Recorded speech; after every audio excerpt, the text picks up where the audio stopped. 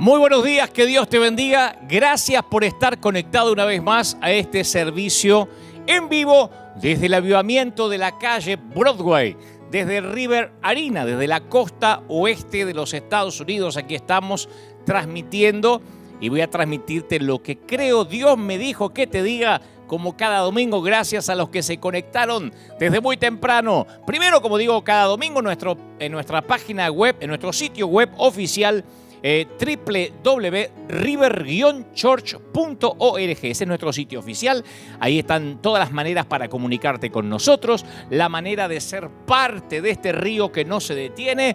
Ese es el sitio oficial, y otros lo están haciendo a través de nuestro Facebook oficial, que también aparece ahora al pie de la pantalla. Gracias por conectarse, gracias a los miles que están ahí para disfrutar de este servicio. Y otro tanto lo hace nuestra página YouTube oficial también, donde muchos están allí domingo tras domingo esperando lo que Dios tiene para decirnos. Gracias, señores, por estar ahí. Gracias, querida gente, a los que se conectaron desde muy temprano, a los que esperan semana a semana este mensaje de parte del corazón del Señor. En un momento el mensaje se titula Solo es Roma. Solo es Roma, y te lo voy a transmitir en un ratito nada más. Hoy, si tengo que hacer una pequeña aclaración, es de esos mensajes que sugiero amablemente que cuando empiece trates que nada absolutamente te distraiga, nada ni nadie. No te pierdas una frase, una palabra, porque yo voy a tratar de explicarme y tratar de transmitir lo que creo Dios ha puesto en mi corazón de la mejor manera posible, pero necesito contar con vuestra atención absoluta, porque cuando uno se pierde, comenta, siempre está el tema de los comentarios en la página tanto de YouTube como de Facebook, y a veces hay alguien que escucha una parte, se distrae, ¿por qué dijo eso? ¿Por qué dijo lo otro? Empiezan a discutir o a debatir y no esperan a que termine el mensaje. Entonces, mi sugerencia es que presten muchísima atención a lo que Dios nos va a decir. En este mensaje se llama Solo es Roma. No te lo pierdas en un ratito, y después que te lo transmita me voy a quedar tranquilo que dije todo, sin omitir ni agregar a lo que Dios puso en mi corazón. Proyecto Honra es lo primero que te quiero mostrar ahora. Nuestro proyecto que viene desde el año pasado, desde el 2020, honrando la edad dorada, honrando a nuestros viejitos que se están yendo en silencio, o por lo menos estaban yendo en silencio, y nosotros nos unimos con un montón de gente de distintas partes de América Latina. A través de inyecciones financieras les ayudamos para que pueda ocurrir cosas como la que te voy a mostrar ahora. En esta oportunidad llegamos hasta Belice junto al equipo Centro Visión Misionero y fuimos a ayudar a doña Fidelina. La vas a conocer en un ratito, es un amor. 88 años, vive sola, no tiene familia, está solita. Ella misma cuenta parte de su historia. Doña Fidelina nos compartió que su niñez fue muy difícil, sufrió maltratos, algunas cosas eran muy sórdidas. Nos contó mucho más de lo que va a aparecer ahora, pero decidimos no ponerlo porque nos parecía como que son demasiados detalles explícitos, pero te puedo asegurar que vivió cosas terribles, espantosas cuando era chiquita. Y con tristeza nos mencionó que pasó casi toda la vida trabajando, vendiendo tamales con una carreta, es conocida por eso, y ahora por su edad y complicaciones en su salud le toca depender de personas generosas que le apoyan en su diario vivir y en su alimentación diaria. Y se sorprendió cuando llegamos para entregarle medicinas y los regalos que le hacían sonreír, no lo podía creer. Entre ellos una pequeña radio que deseaba mucho tener, y gracias al equipo de Centro Visión Misionero y a la colaboración de todos ustedes, porque esta es tu semilla, esta es tu siembra. River es un río que no se detiene y pudo honrar a una persona más de la edad de oro en nuestro querido Belice. Quiero que disfruten con nosotros. Esto es, señores, Proyecto Honra. Esto es iglesia. ¿Acaso hay alguna otra manera? Mira. En esta ocasión honraremos a doña Fidelina, de 88 años de edad. Una bella anciana que no tiene familia aquí en Belice. ¿Le gusta que la visiten? Pues sí, pues porque yo solita, no tengo a nadie más. Entre la noche y amanece sola. Mi mamá nunca me quiso, a pesar de que fui su hija, no me quiso. También con tristeza nos mencionó que no puede derramar lágrimas después de todo lo que ha vivido. Gran parte de su vida ha trabajado como vendedora ambulante, vendiendo tamales en una carreta. Solo de sufrimiento, yo creo que de eso es que estoy dura de mi corazón. No puedo ni llorar ni nada. Nada puedo. La recordamos mucho cómo usted jalaba una carreta vendiendo tamales. Háblenos un poquito de eso. Eso está muy tremendo. Yo jalaba mi carreta vendiendo tamales, vendiendo pupusas. Ella nos comparte que su niñez fue bastante difícil, porque hasta el día de hoy recuerda los maltratos que sufrió de parte de su madre. Mi mamá me echó una hablada. Yo estaba chica todavía. Y ella dijo, no te vas a poder ni ganar la comida trabajando. Y por eso yo lo demostré que sí puedo trabajar. Lástima que tengo ese golpe en la rabadilla. Lástima, no lo demostrara todavía. Dejé de trabajar porque tengo ese dolor, si no yo sigo trabajando. Y ahora por su edad y complicaciones en su salud, le toca depender de personas generosas que le apoyan en su diario vivir y en su alimentación.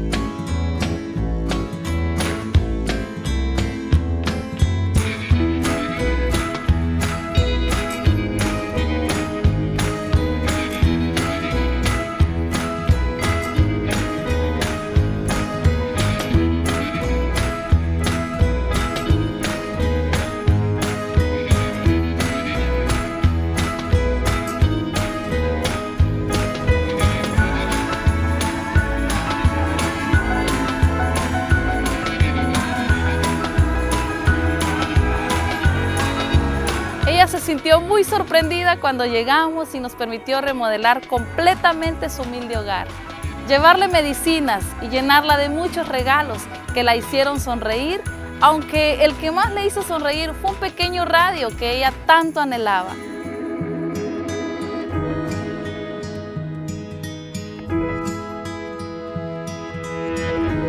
Y como dice mi esposo, no podemos hacer todo, pero sí todos podemos hacer algo por esta edad de oro.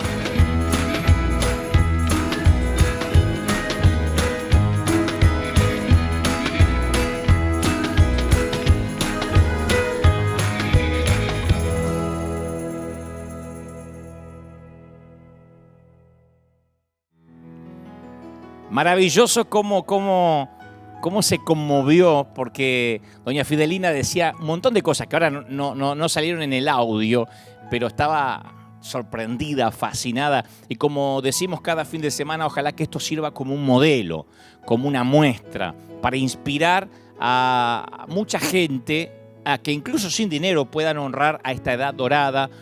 Porque cuando uno honra las canas, cuando uno honra a nuestros padres, recibe una bendición especial. Es el único mandamiento con promesa para que seamos de larga vida y para que nos vaya bien en todo lo que emprendamos. Yo digo siempre que si me va bien en todo lo que emprendo, esta es una de las razones, la honra. Y gracias a ustedes que son parte con vuestra semilla de este proyecto maravilloso que esperemos continuar el resto del año.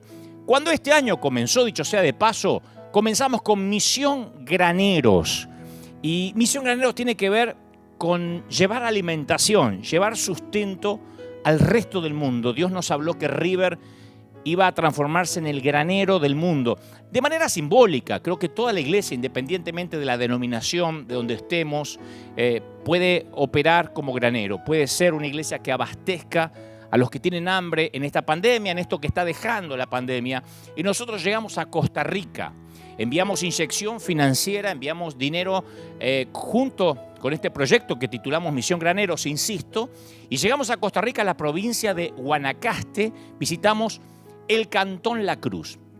Y estos incansables voluntarios que ya trabajan con nosotros hace tiempo, estoy hablando de la Fundación Grítalo, salieron desde tempranito a la madrugada de sus hogares, recorrieron 5 horas. Ustedes van a ver ahora la travesía en 4x4, porque claro, Misión Granero no es salir a repartir al lado de la casa, sino dijimos queremos llegar a sitios donde no llega nadie, a menos que haya una milla extra. 6 horas fue la jornada en la que bendijeron a cientos de familias en pobreza extrema y los sorprendieron entregándoles mercancía casa por casa. Una gran caravana de autos, camionetas, las banderas de River. A mí me emociona cuando veo esto, digo, es increíble que este río pueda llegar a tantas distintas partes del mundo con gente que no conocíamos.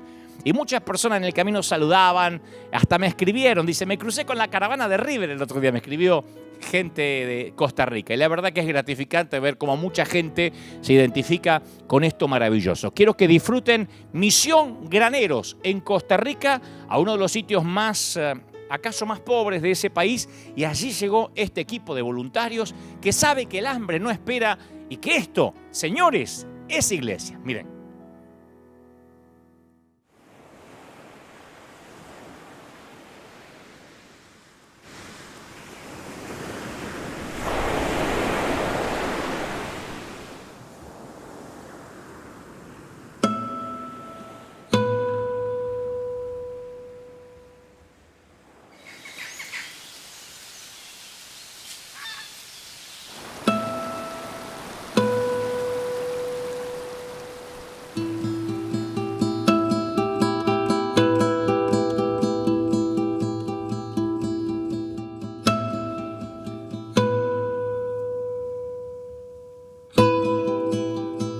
El día de hoy nos encontramos en esta zona, que esta es la parte más hacia el norte de la provincia de Guanacaste. Es el Cantón de La Cruz, el séptimo de esta provincia de Guanacaste. Es uno de los cantones que más han sido afectados a través de la pobreza y el desempleo. Para que tengan una idea, esta provincia han sufrido el 22.7% a nivel de pobreza. Han llegado a alcanzar el índice del 9.7% a nivel de desempleo de nuestro país. De las cabezas de hogar de estas familias son personas que se dedican a la pesca, personas que se dedican al trabajo en la tierra, lo que obviamente trae consigo ciertas consecuencias a nivel económico que afectan a las familias.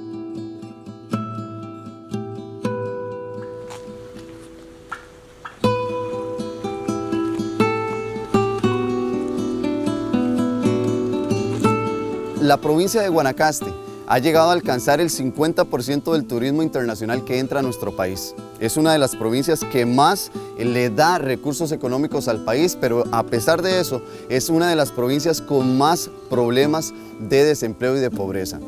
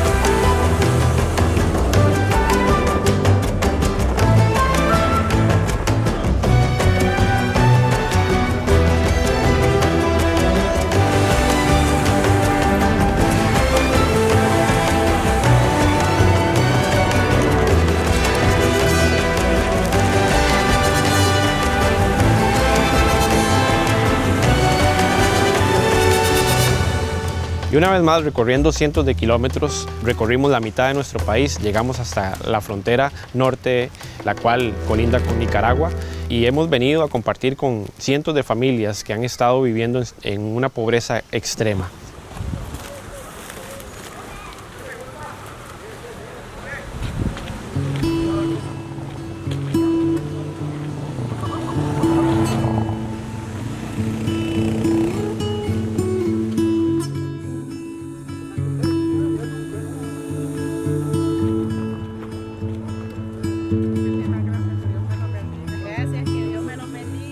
El día de hoy vinimos a esta zona para poder bendecir la vida de muchísimas familias. Nos hemos encontrado testimonios diferentes, familias que han estado pasando muchísima necesidad, y hoy, gracias a River, a la ayuda de River Church, pudimos traerles a ellos una fuente de sustento para abarcar todos estos días que empiezan del año. Queríamos venir a esta zona para traerles muchísimas buenas noticias, entre esas los comestibles que hemos traído el día de hoy.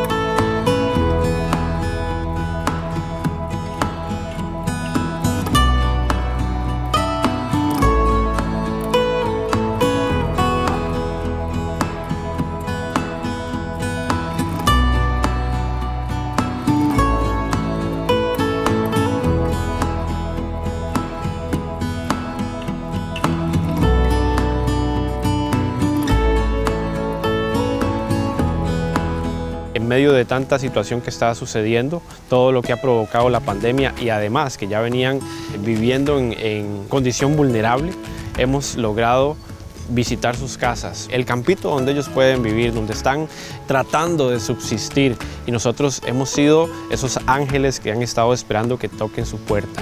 Muchas gracias a la Fundación de la Iglesia River. Muchas gracias por su donación y por la Iglesia River. Y yo me siento muy feliz, muy alegre, junto con mi familia aquí. Han venido a darme comida. Yo les agradezco demasiado, y al Señor Padre Celestial. Les quiero agradecer de todo corazón a la Iglesia River, que tiene esta gran misión, porque han llegado a un momento en que no teníamos nada. Seguimos siendo la iglesia que sale, la iglesia que está lista para compartir, está lista para dar.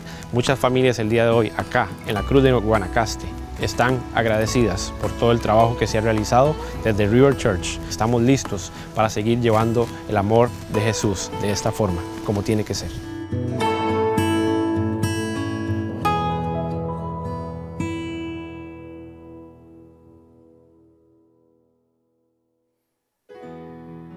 Es un río que no se detiene, somos un río, somos la iglesia. Gracias por ser parte de River.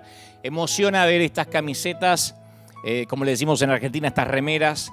Emociona ver este uniforme en distintas partes del mundo. Ya nos llegó material de otras partes del mundo, algunos que son lugares recónditos, y te los voy a ir mostrando. Ya llegó todo lo que hicimos en México, también te lo voy a mostrar pronto.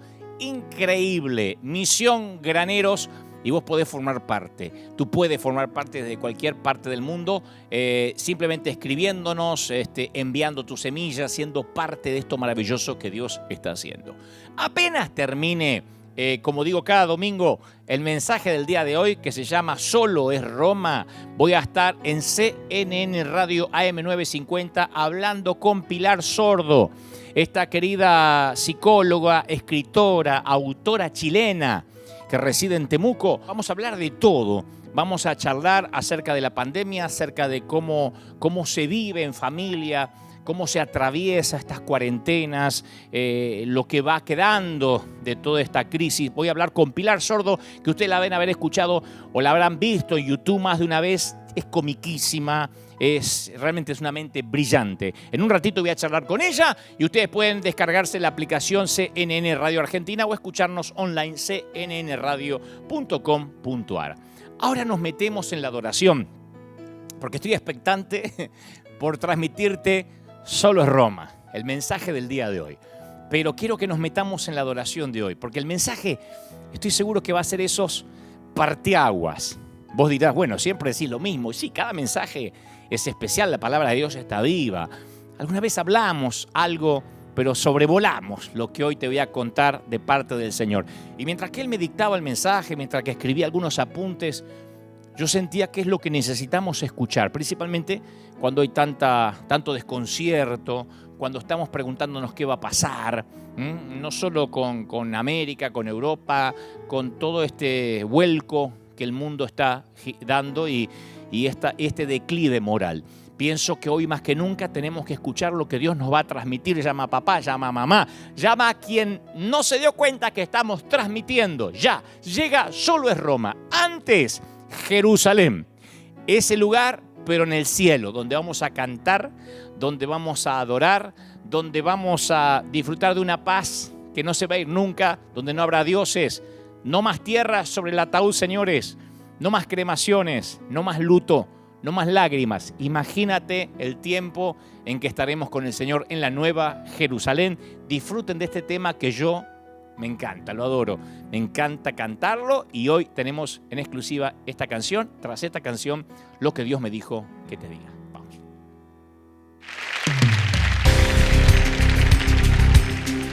Y ahí vamos. Y este es el adelanto de lo que Dios tiene. De lo mejor.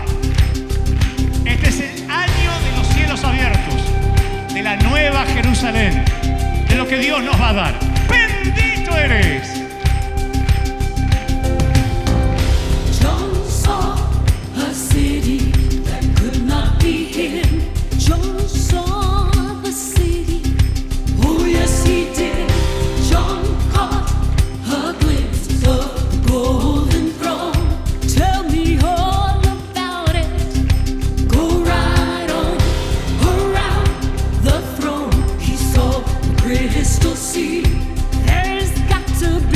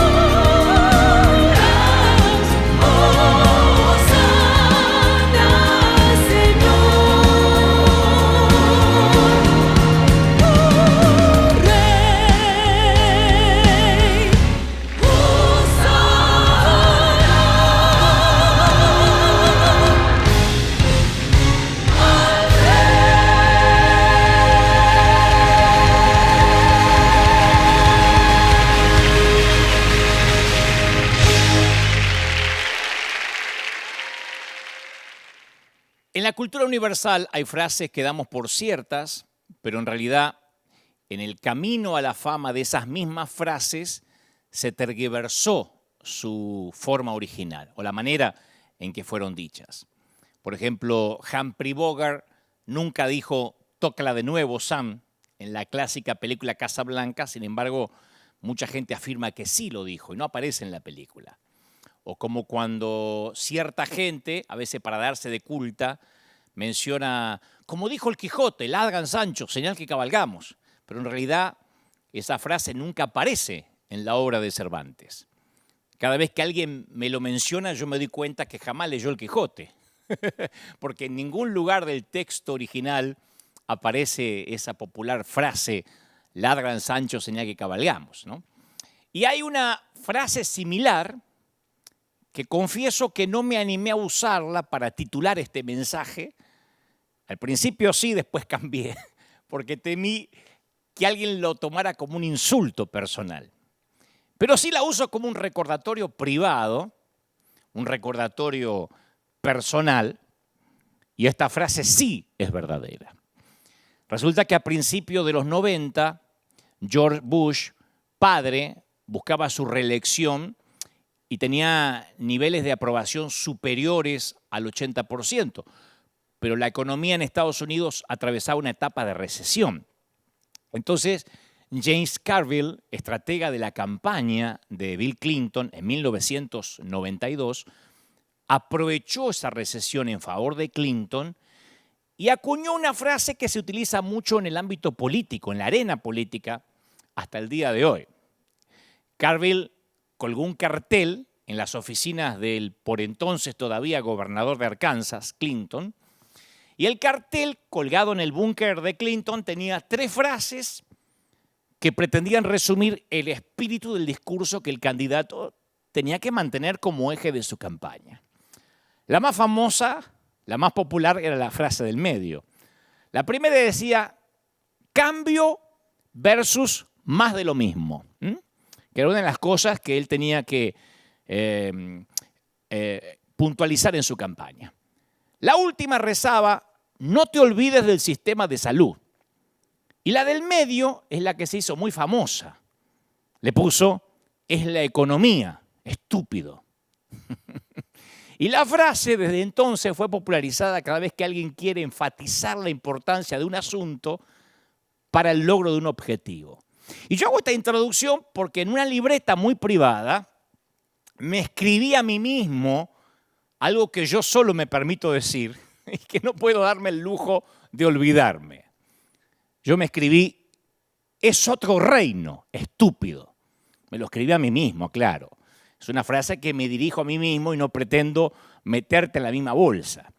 Yo sí necesito ser duro conmigo para recordar ciertos principios, ciertas cosas, porque tiendo a olvidarlas.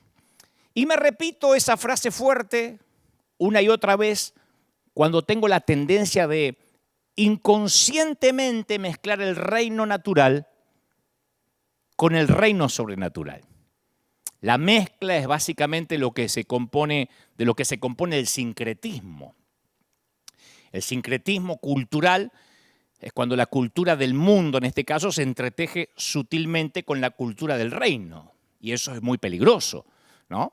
Un reino tiene que ver con la ley y lo externo, y otro reino tiene que ver con el corazón y lo interno.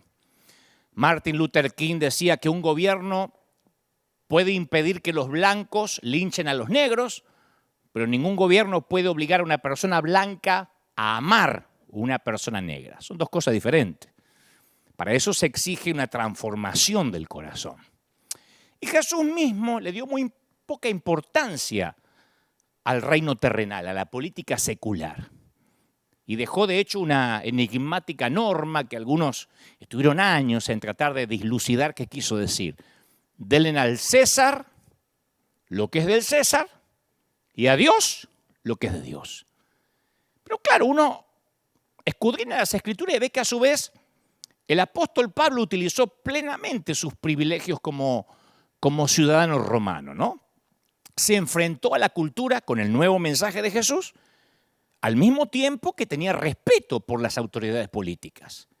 testificó Pablo ante los funcionarios imperiales y en ocasiones se apoyó en los militares romanos para que lo protegieran de sus enemigos religiosos. Y cuando lo arrestaron, apeló su caso hasta lo más alto de la cúpula de la justicia romana. O sea, que en resumen, el Nuevo Testamento presenta al gobierno como necesario, incluso dispuesto por Dios, pero no necesariamente como protector o amigo de la fe. ¿Está claro? O sea, al fin y al cabo Jesús, Pablo y la mayor parte de los discípulos murieron como mártires. Y los primeros cristianos se vieron enfrentados a la persecución por parte de los emperadores romanos, o sea, el gobierno de turno. Pero eso es nada más la base para lo que trato de intentar transmitirte de parte de Dios. Hace unos años yo leía o trataba de interiorizarme acerca de los distintos enfoques que la iglesia ha tenido con el mundo secular a través de la historia. Y es muy interesante, cuando hablo de la iglesia, obviamente hablo de la iglesia en general, ¿no? Uno de esos enfoques es Cristo contra la cultura. Cuando la iglesia en determinados momentos de la historia se negaba a hacer juramentos, se negaba a cantar el himno nacional, a quitarse el sombrero ante las autoridades, a ser reclutados por el ejército, lo cual enfurecía a sus gobiernos, ¿no? Cristo contra la cultura. Después hubo temporadas en que el segundo enfoque era Cristo transforma la cultura. Cuando la iglesia trataba de poner a la sociedad en sintonía con los valores cristianos, tanto como le fuera posible. El tercer enfoque era Cristo con la cultura. Cuando se mezclaba religión y cultura, ese sincretismo del que te hablaba hace un ratito. Pero que en un momento la iglesia terminaba sucumbiendo y absorbiendo la cultura que la rodeaba y con el tiempo iba desapareciendo las convicciones de su fe. Se iba perdiendo la esencia del verdadero mensaje. Y por último, el cuarto enfoque era Cristo por encima de la cultura. Ni transformándola, ni en contra, ni con ella, sino por encima. Refiriéndose a los tiempos en los cuales la iglesia tenía en sus manos el poder real. Cuando la realeza se arrodillaba ante Dios y no viceversa. A mí siempre me pareció que los cuatro enfoques tenían algo que contribuir y podía señalar ejemplos bíblicos de cada uno de esos enfoques, en especial en el Antiguo Testamento. Porque los reyes como David, como Salomón, combinaron prácticamente la iglesia y el Estado. Los profetas solían denunciar la cultura que los rodeaba. Pero al mismo tiempo que el profeta Elías se oponía con fuerza al régimen de Acab, otro profeta llamado Abdías era quien administraba el palacio de ese Acab. Y al mismo tiempo que mantenía escondidos a los verdaderos profetas de Dios. Uno estaba en contra y el otro trabajaba desde dentro como un topo. Amós y Oseas rugían contra el Estado. Pero Isaías actuaba como una especie de profeta dentro de la corte. Daniel, uno de los más conocidos, que fue un alto funcionario de dos gobiernos paganos diferentes. Nehemías, que dirigió un destacamento de la caballería persa.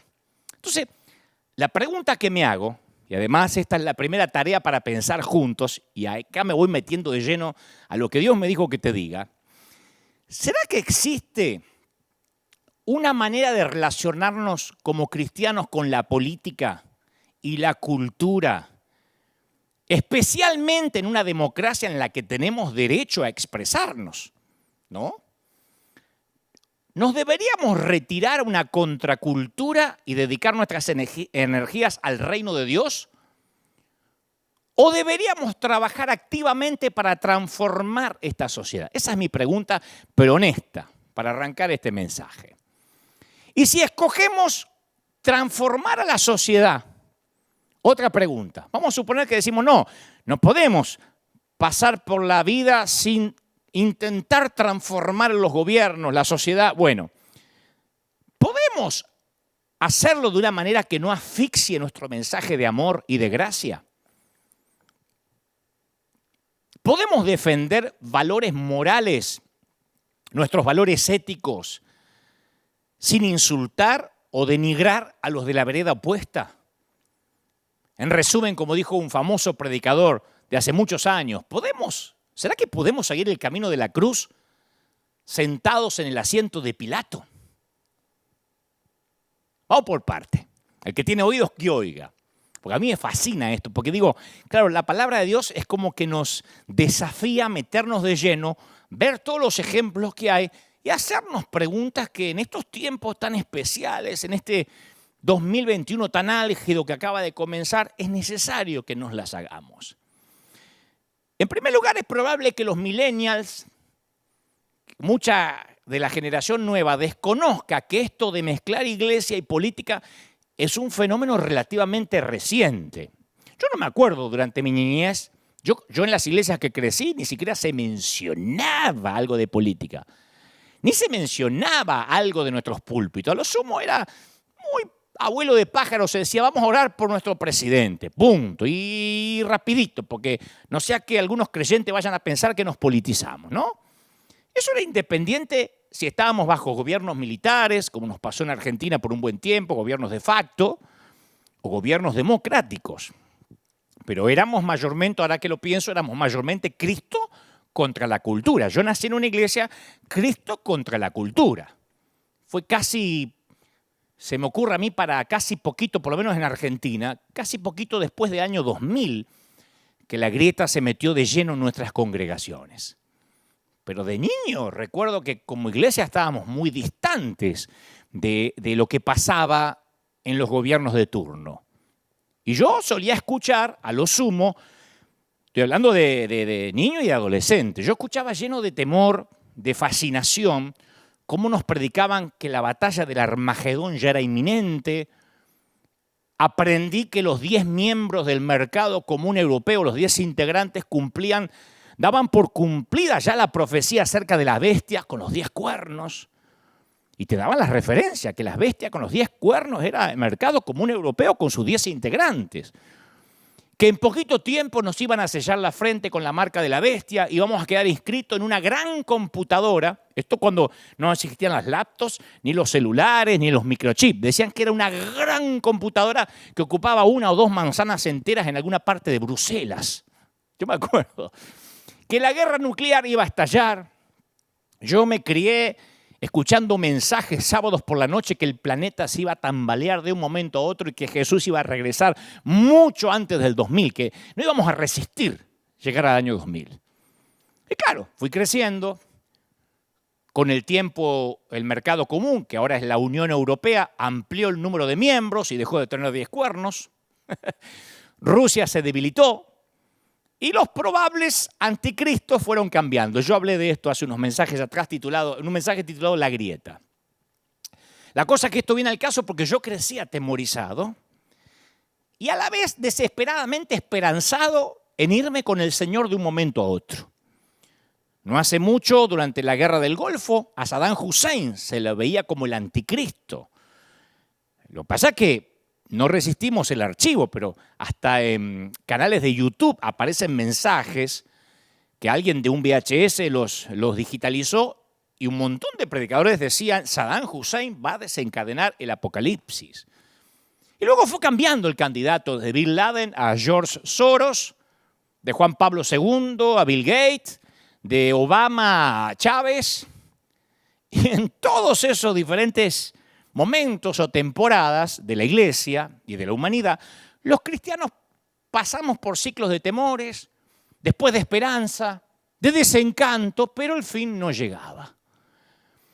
Y cuando voy hacia atrás, y vamos hacia atrás, la raza judía también pasó muchas veces exactamente por el mismo ciclo.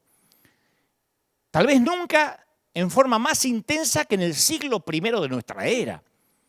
En esa época muchos judíos esperaban que surgiera el Mesías para liberarlos del terror de Roma, del anticristo de la época, que era el gobierno de facto, el invasor. Si le preguntabas a los judíos quién es el anticristo, te decían Herodes, el César, no sé, alguno de los dirigentes del gobierno opresor. Y el primer mensaje que Jesús proclama es: el reino de Dios se ha acercado. Y claro, cada vez que utilizaba el Señor la palabra reino, activaba en los judíos recuerdos de estandartes vistosos, de ejércitos relucientes, de lo que habían escuchado de los papás, de los abuelos, de los bisabuelos, el oro, el marfil de la época de Salomón, la nación de Israel restaurada. Y cerquita ahí de Jesús estaban los disidentes, los llamados celotes, a modo de guerrilleros armados, listos para pelear contra Roma, pero para su propia frustración, la señal para empezar la revuelta no llegó nunca. Y con el paso del tiempo, la conducta de Jesús es como que iba desengañando a todos los que buscaban un líder según el molde tradicional. Los que me siguen domingo tras domingo dirán, pero ya dijiste eso en algún mensaje. Sí, pero déjame avanzar porque esta es la base para entender lo otro. Para consternación de las multitudes, resultaba claro que Jesús hablaba de una clase extrañamente diferente de reino, era otro reino. Los judíos deseaban que el pueblo se rebelara contra Roma. Estaban esperando un reino visible. Comida en la mesa, alguien que les diera planes sociales, abundancia de empleos, sindicatos que regulen a los poderosos. Y Jesús anunciaba un reino que significaba negarse a sí mismo, tomar la cruz, renunciar a la riqueza e incluso amar a los enemigos. Y a medida que lo iba explicando, las expectativas de la muchedumbre se iban desmoronando. Para cuando Jesús fue clavado en la cruz, ya todos habían perdido la esperanza y se habían alejado. Porque nadie podía imaginarse a un Mesías, a un liberador muriendo.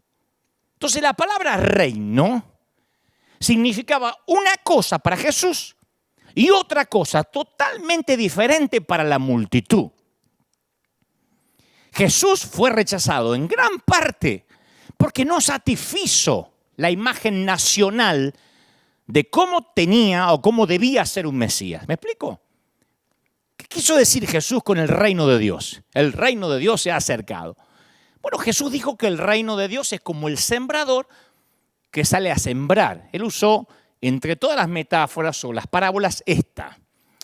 Y como saben todos los campesinos, no toda la semilla que se siembra produce cosecha.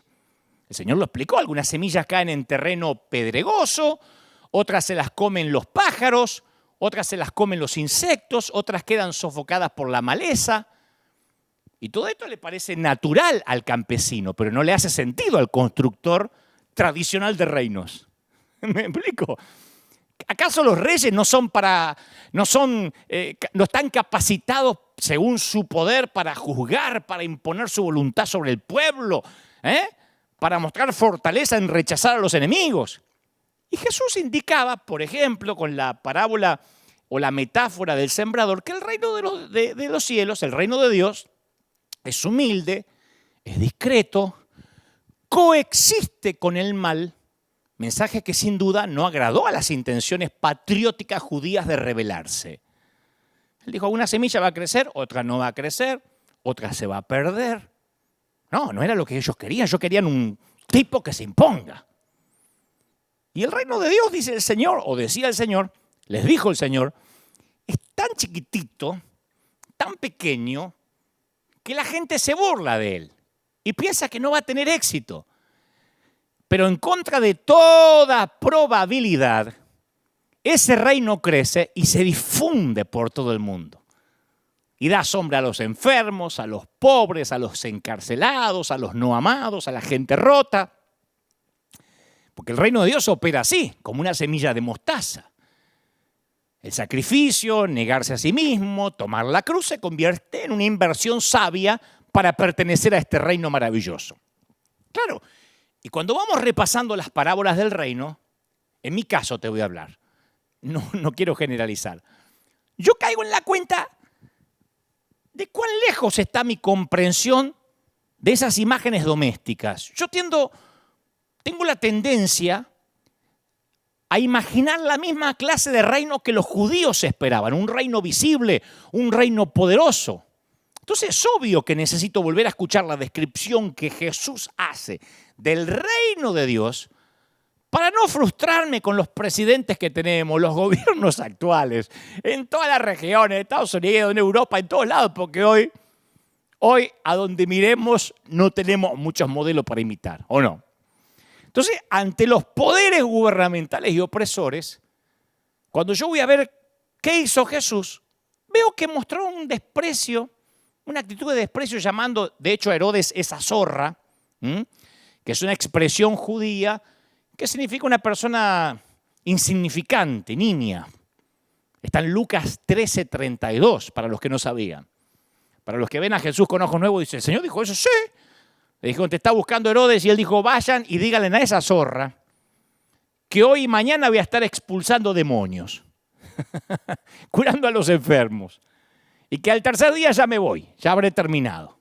O sea que no lo estaba insultando. Cuando dijo esa zorra, quien conoce la terminología judía, estaba diciendo, esa insignificancia. No tiene, para mí no me preocupa, ni siquiera le voy a dar mente a esto. Le dio poca importancia a la política, porque después de todo fue el gobierno que trató de eliminarlo.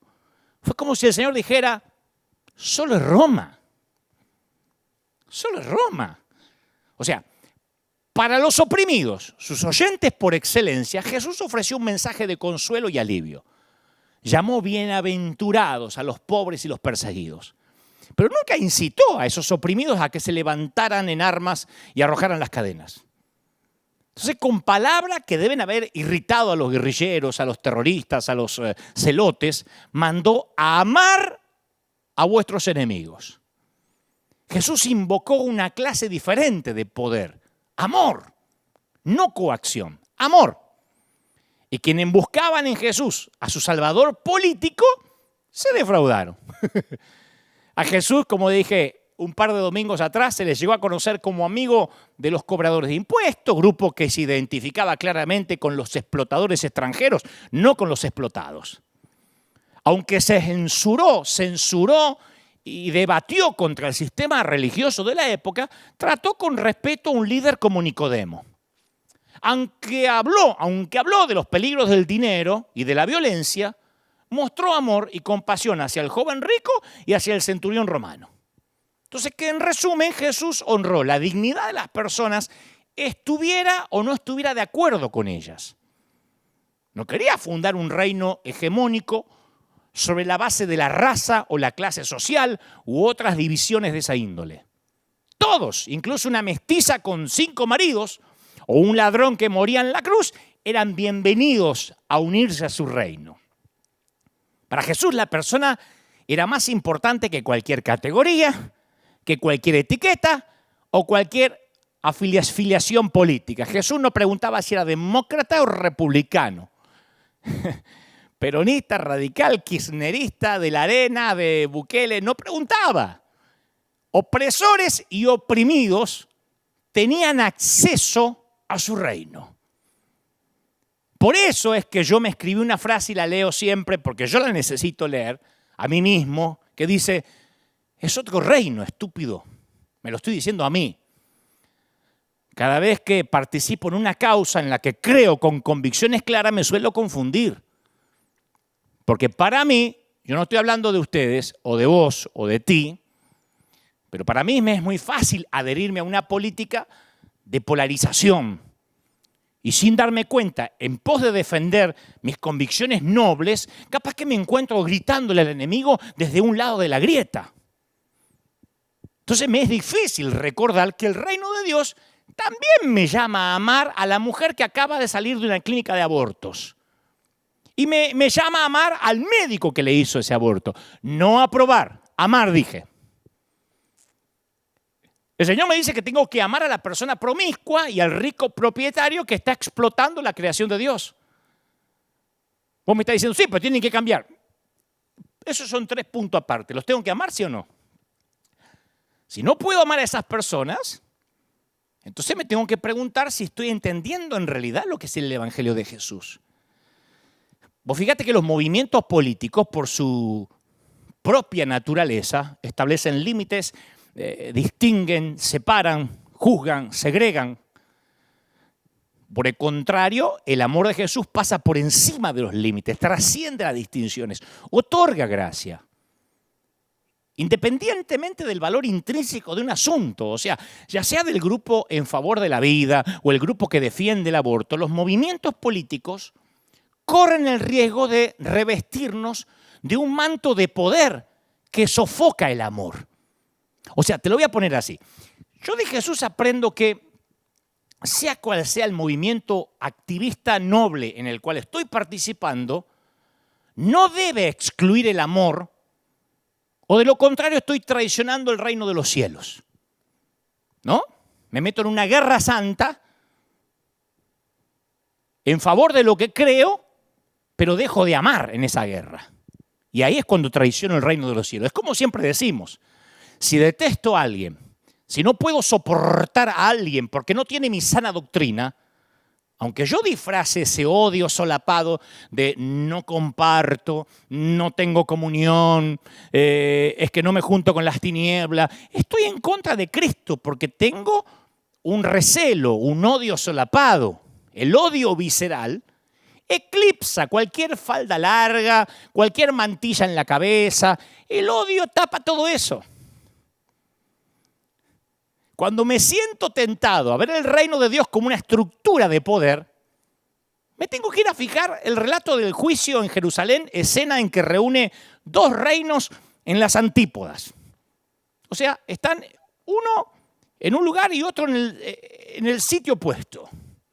En ese día culminante, los dirigentes del reino de este mundo se encontraron cara a cara con Jesús y su reino. Dos reyes, Herodes y Jesús, que personificaban dos clases muy diferentes de poder.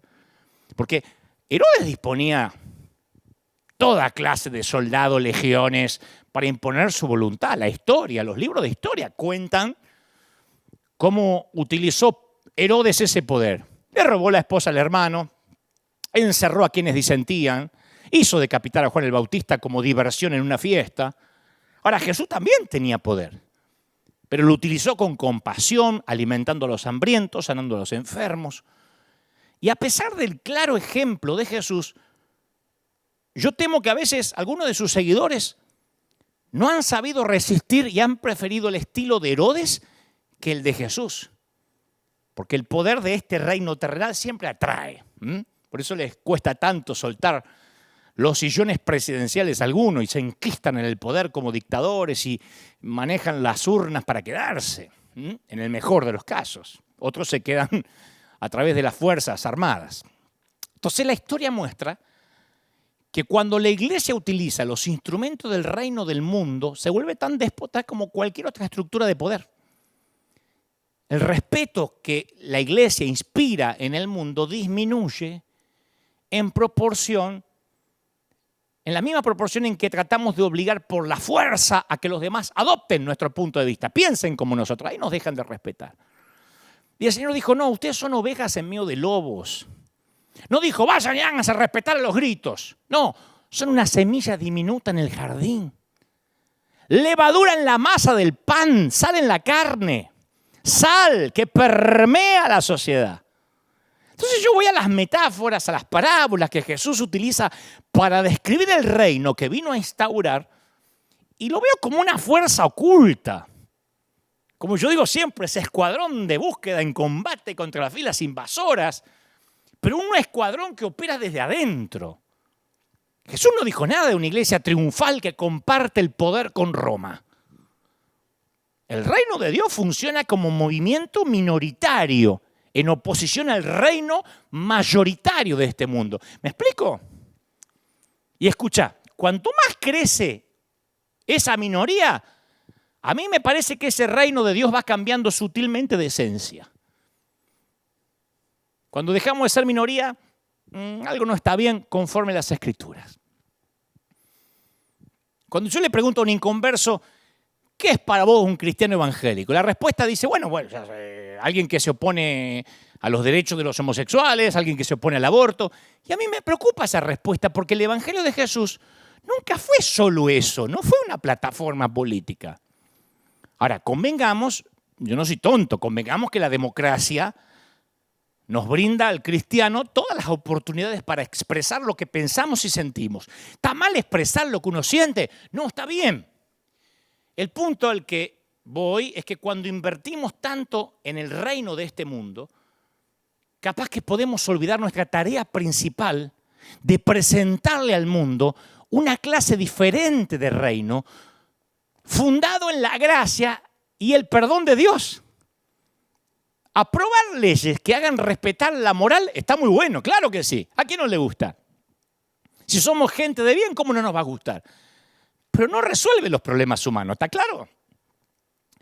Si de acá a un siglo, todo lo que van a decir los historiadores acerca de los evangélicos del año 2020 o del año 2021 es que defendíamos solo los valores, habremos fracasado en la misión que Jesús nos dio para que cumpliéramos.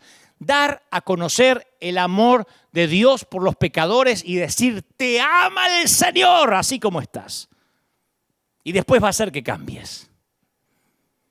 Jesús no dijo, yo ya lo dije la vez pasada, en esto conocerán todos que sois mis discípulos, si aprobáis buenas leyes en el Senado, si elimináis la inmoralidad, si metéis un par de diputados cristianos en el gobierno, si devolvéis el decoro a la nación. No, si tuviereis amor los unos con los otros, este va a ser el sello.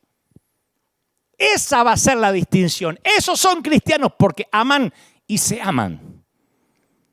Y el Señor dijo esto la noche antes de morir, una noche en el que el poder humano representado en el poderío de Roma chocó de frente con el poder de Dios. Toda la vida Jesús estuvo en una especie de guerra cultural contra las autoridades religiosas rígidas y el imperio pagano. Sin embargo, respondió dando su vida a aquellos que se lo oponían. Los perdonó en la cruz. Cuando el gobernador romano Pilato le pregunta así a quemarropa a Jesús, le dice, ¿tú eres el rey de los judíos? Jesús dice, mi reino no es de este mundo. Yo pienso que lo mira Pilato como diciendo, razoná. Pensá, pa, si mi reino fuera de este mundo, mis servidores pelearían para que yo no fuera entregado a los judíos. Pero mi reino no es de acá. Yo estoy por encima tuyo, Pilato. Yo tengo otra ciudadanía. Si no, traerían acá los tipos armados y acá se arma una guerra civil, pero mi reino no es de acá. En otra ocasión los fariseos le preguntaron a Jesús cuándo iba a llegar el reino de Dios. Y Jesús dice, el reino de Dios no vendrá con advertencia, ni dirán, helo aquí o helo allí. Porque aquí el reino de Dios está entre vosotros. Entonces resulta claro que el reino de Dios se gobierna por un conjunto de reglas diferentes a la de cualquier reino terrenal. El reino de Dios no tiene fronteras geográficas, no tiene ciudad capital, no tiene edificio de congreso, ni cámara de diputados, no tiene juventud militante, no tiene unidad básica. Sus seguidores viven en medio de sus enemigos, no aparte de ellos, separados por una valla o un muro o dentro de una iglesia. Este reino vive y crece dentro de seres humanos. Por eso dijo el Señor, está entre nosotros, está entre ustedes. No lo estén esperando. Yo me crié en la escuela dominical escuchando que quienes seguimos a Jesús poseemos una ciudadanía doble. Me lo enseñaban de pibe. Es lo primero que me enseñaban.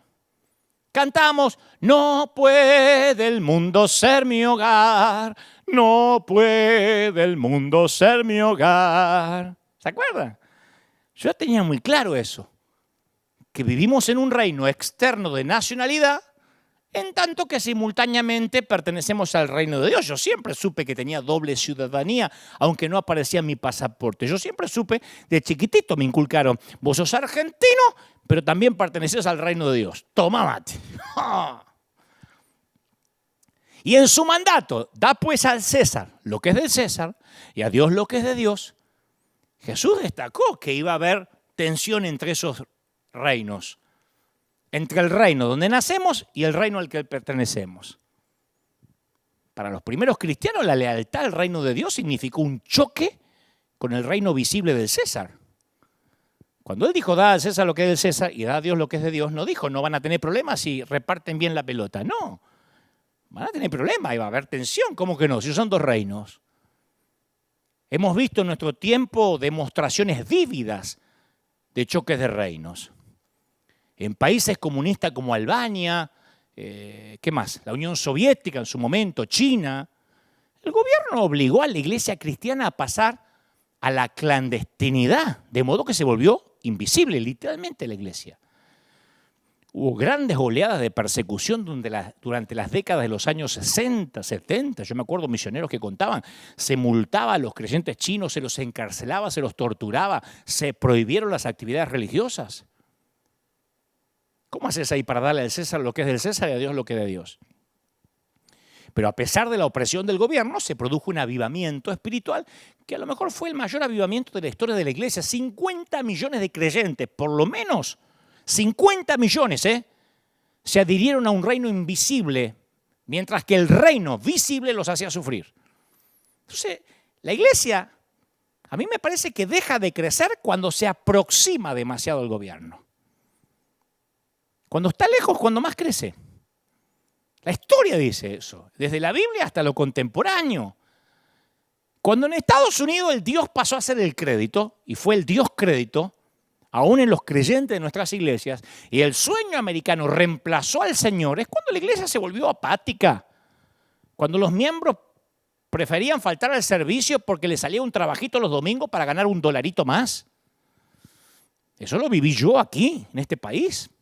Creyentes que por ahí parecían fieles y te desaparecían meses porque les agarró un trabajito donde ganaban $25 más. Cuando el país les daba de comer y el Dios era el crédito, ¿para qué acercarse al reino invisible? Entonces uno tiene que preguntarse sin cesar. Es por lo menos lo que me pregunto yo. Cuando me digo, es otro reino, estúpido. ¿Es nuestro primer propósito cambiar nuestro gobierno? ¿O procurar que dentro o fuera del gobierno haya vidas que cambien para seguir a Cristo? Voy a replantear la pregunta. ¿Es nuestro primer propósito cambiar el reino externo? ¿Cambiar lo que pasa en la Casa Blanca, en la Casa Rosada, en la casa del color que sea en cada país? ¿O promover el reino trascendente de Dios? Dios está operando no por medio de naciones, sino por medio de un reino que trasciende las naciones. No podemos ni pensar que Dios es gringo, ni que Dios es argentino, ni que Dios es mexicano. Dios tiene un reino que trasciende las naciones. Y siempre siento que confundimos los dos reinos, por lo menos yo, el visible y el invisible. ¿Cómo sé esto? Porque cada vez que se acerca una elección, en cualquier país donde estemos residiendo, los cristianos debatimos si ese es el hombre de Dios para gobernar. O es el hombre que va a poner el diablo. No, aquel no, que me parece que es diabólico. No, aquel me parece que es más santo. Yo estoy de acuerdo que hagamos valer nuestra preferencia electoral en las urnas, porque para eso es la democracia, es el ejercicio democrático. Pero si pensamos que va a subir un salvador, como pensaban los judíos, que venía Jesús a instaurar un reino en contra de Roma, estamos fregados. Solo es Roma. Yo si me sitúo en la época de Jesús, no me imagino la iglesia debatiendo si Tiberio, Octavio, Julio César eran el hombre de Dios para el imperio. Jesús en la última cena diciendo, che, ¿quién crees que va a gobernar el imperio cuando se muera Julio César? Yo estoy preocupado que suba un hombre piadoso. O lo que es peor, Jesús proponiendo a sus discípulos para ocupar el Congreso de Roma. Diciendo, che, ¿qué le parece si lo votamos a Pedro, lo candidateamos para reemplazar a Pilato? O sea que la política de Roma no tenía nada que ver con el reino de Dios. Entonces nuestra verdadera meta, el foco de nuestra energía, no debería ser cristianizar a América, porque siempre va a ser una batalla perdida. El mundo va a ir de mal en peor, lo dice la Biblia. Nuestra tarea es tratar de ser el reino de Dios en un mundo que sabemos, por lo que dice las Escrituras, cada vez se va a poner más hostil, peor. Si vemos que el mundo entero se está deslizando por una pendiente moral resbaladiza, capaz que eso le permita a la iglesia, como ocurrió en Roma, como pasó en China o en la Unión Soviética, establecer una señal que está llena de promesa y de esperanza. En el mundo tendréis aflicción, dijo Jesús a los discípulos. Y dijo, también va a haber desastres, oiréis de guerra. Rumores de guerra. Si no vamos a estar en guerra, va a haber rumores. Y cuando se terminan los rumores, viene la guerra. ¿Qué dijo después? No os turbéis. No se preocupen. No empiecen a buscar anticristos desesperados, porque es necesario que todo esto, ¿qué? acontezca, pero aún no es el fin. Palabra de Jesús. No dijo cuando empiecen rumores de guerra, pónganse a pelear, a orar y a pelear para que la guerra pare. Cuando escuchen las pestilencias y el hambre, entonces pónganse a reprender para que esto pare. Tiene que ocurrir. La presencia del mal garantiza que se está cumpliendo lo que está escrito. Yo a veces digo, ¿será que yo tengo comprensión de niño? O soy demasiado necio, o entiendo la Biblia muy literal, pero a mí toda la vida de chiquitito me enseñaron que si el mundo se ponía peor, no es que me iba a alegrar, pero iba a saber que los tiempos se estaban cumpliendo. Por un tiempo, el reino de Dios debe coexistir con una activa rebelión contra Dios. El trigo crece ¿con qué? Junto a la cizaña. No podemos pretender que va a haber un momento que vamos a orar para que el 2021 crezca solo trigo, porque estamos orando toda la iglesia. No va a pasar. El reino de Dios avanza lentamente como una fuerza invasora secreta que opera dentro del reino gobernado por Satanás, como topos. El reino está compuesto por troyanos. Y a nosotros nos cuesta entender eso. Si sos hijo de Dios, ¿qué haces metido ahí? ¿Por qué no te vas al canal cristiano? Si sos hijo de Dios, ¿qué haces hablando con un mundano? Lo mismo que le decían a Jesús. ¿Qué haces hablando con una samaritana? Los puros estamos de este lado de la grieta. Entonces uno se pregunta, a ver, ¿por qué Dios, si es tan poderoso, comienza una especie de sociedad secreta para socavar al demonio? ¿Por qué no viene con fuerza y lo invade todo? Bueno, los cristianos sabemos que va a venir con fuerza, pero no sabemos cuándo. Pero cuando eso suceda, será el fin del mundo. Cuando el autor salga al escenario, la obra habrá concluido. Los discípulos más cercanos de Jesús tuvieron dificultad para captar esta perspectiva del reino, porque después de la resurrección, cuando por fin comprendieron que el Mesías no había venido como un rey conquistador, que no había venido para derrocar a Roma, sino como un rey vestido de humildad, todavía le seguía obsesionando el pensamiento y le dice, Señor, ¿restaurarás el reino de Israel en este tiempo? Antes que te vaya. Todavía los tipos, estaba Jesús resucitado ahí mostrando las marcas de la cruz y los tipos, pero ¿y qué va a pasar con el gobierno de acá? Seguían pensando en un reino visible que iba a reemplazar el gobierno de Roma. Pensaban, bueno, el Jesús terrenal se lo podía crucificar, Roma lo pudo matar, pero este que es inmortal, ahora sí puede ir contra Roma. Jesús ignoró la pregunta y les dijo que anuncien su nombre hasta los confines de la tierra. Ahí es cuando se perdió de vista, cuando ascendió, y unos instantes después los ángeles les explicaron, ese mismo Jesús que ha sido tomado de vosotros al cielo, así volverá, como lo habéis visto ir al cielo. En tanto la iglesia pierda la fe del regreso de Jesús y se contente con formar parte de Roma y no de la vanguardia de un reino de otro mundo, corre el riesgo de no haber entendido nunca la esencia del Evangelio. Yo no estoy diciendo, no me importa el mundo porque nos vamos con él. Lo que estoy diciendo es que el Nuevo Testamento apunta a un tiempo en que dice, se va a doblar toda rodilla y toda lengua confesará que es el Señor. Es obvio que eso todavía no pasó. El apóstol Pablo habló de que toda la creación gime. Escucha, con dolores de parto. Mirá la metáfora que usa. De una mamá parturienta, con dolores de parto por una redención que todavía no se realizó. Entonces nosotros queremos dar a luz el reino, pero cuando empiezan los dolores de parto, queremos luchar para que no duela. O lo que es peor, queremos retrasar el nacimiento. ¿No eran que los dolores de parto tenían que ocurrir? Ahora vos estás diciendo, está bien, listo, todo esto que está pasando, tanto en Estados Unidos como en América, como en Europa, está escrito en la Biblia. ¿Y qué hacemos? ¿Cómo podemos mantener los cristianos los valores morales en una sociedad secular al mismo tiempo que mostramos gracia y amor? El salmista hizo esa pregunta. Dijo, si fueran destruidos los cimientos, los fundamentos, ¿qué va a hacer el justo? Mira que se lo preguntó el salmista. ¿Qué hará el justo cuando los fundamentos sean removidos? ¿Qué vamos a hacer? Bueno, algunos toman el camino fácil, estigmatizar a los homosexuales, avergonzar a las madres solteras, insultar en las redes a los que defienden el aborto, tratar de delincuentes a los gobernantes. Yo a veces veo en las redes cómo escriben de los presidentes, de los gobernantes, delincuentes, sinvergüenza, hay que matarlos a todos. Son creyentes, los que dicen eso. Cómo se pelean entre creyentes. Yo no creo que esa sea la respuesta de lo que el justo hará cuando los fundamentos se muevan. A veces me da la sensación que algunos cristianos piensan que bastará con que metamos muchas leyes en el Congreso para hacer que la nación dé un giro de 180 grados. ¿De verdad?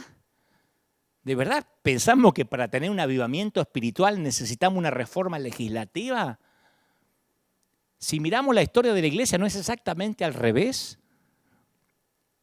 Jesús atrajo a los personajes más desagradables, a los parias morales, vino a buscar a los pecadores, a la gente rota, no a los justos. De otro modo, hubiese abandonado toda esa gente Jesús y se hubiese dedicado y se hubiese enfocado en cambiar el imperio. ¿Por qué no se pasó Jesús parte de su ministerio predicando en el Palacio Real? ¿Por qué no se fue a predicarle a César?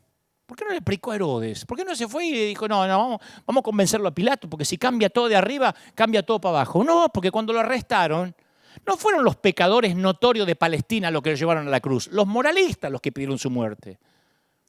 Entonces la política, que siempre funciona según las leyes de la justicia, nos seduce para que hagamos un trueque de gracia por poder. Y siempre que hagamos eso como iglesia vamos a salir perdiendo. Cuando la iglesia trata de unirse con el Estado, tiende a ejercer poder en lugar de dispensar gracia. Cuando la iglesia cree que tiene que fijar las reglas para el resto de la sociedad, se desvía hacia el fundamentalismo y fariseísmo contra el cual Jesús alertaba. Yo dije hace unos meses atrás, el proyecto de hacer descender el cielo a la tierra siempre tiene como resultado que hacemos subir el infierno a la tierra. Entonces Jesús vino a establecer una clase de reino que podía coexistir en Jerusalén y que podía extenderse a Judea, a Samaria y hasta los rincones de la tierra. En una parábola advirtió que aquellos agricultores que se dedican a arrancar malas hierbas, ¡cuidado! Porque pueden estar destruyendo el trigo con esas malas hierbas. Y dijo Jesús, dejemos al único juez verdadero las cuestiones que tienen que ser juzgadas. Ese fue el consejo de Jesús. Pues fíjate que el apóstol Pablo habló mucho de la inmoralidad de algunos miembros de la iglesia. Viste que el apóstol Pablo dice, hay algunos entre nosotros que se están acostando con este y con el otro, y otros que han mentido, y otros que andan con chisme y disensión, pero no habla de la inmoralidad de la Roma pagana.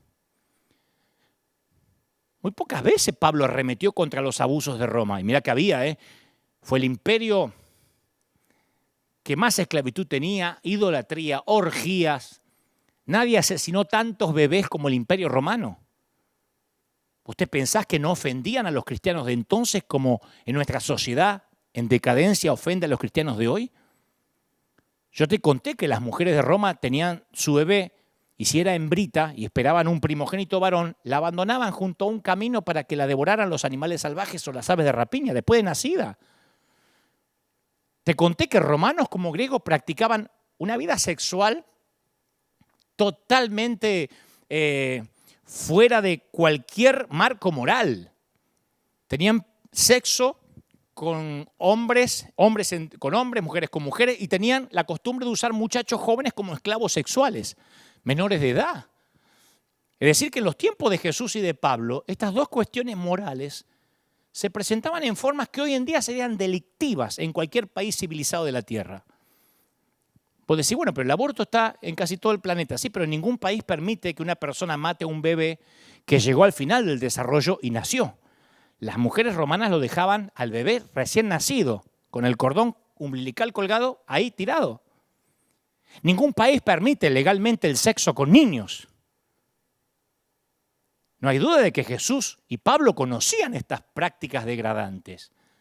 Y no veo a Jesús que dijo nada de ellas. No digo que la apoyaba, por favor.